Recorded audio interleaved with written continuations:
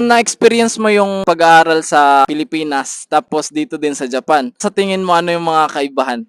Siguro yung napansin ko yung securities at safety sa Japan, tas sa Pilipinas, ibang-iba talaga. Doon nagbabantay yung guide sa Pilipinas, tas sa Japan, wala talaga. Bawal mag-piercings kasi meron akong hikaw dati na suot ko siya since elementary hanggang sa mag K-12 na nga. Then pagdating ko dito, pinaalis sa akin bigla pagpasok ko. Sabi nung teacher, bawal kasi. So sabi ko, okay.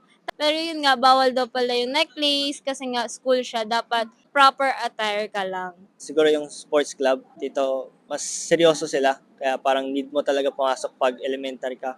Siguro sa pagsusulat naman, iba sa Pilipinas gumagamit ng ballpen. Dito hindi, puro pencil. Grade 8 na nga ako, 'di ba, sa Pilipinas noon. And ballpen na kasi ang gamit. Then pagdating ko dito, naka ano pa rin sila, sharpen or pencil.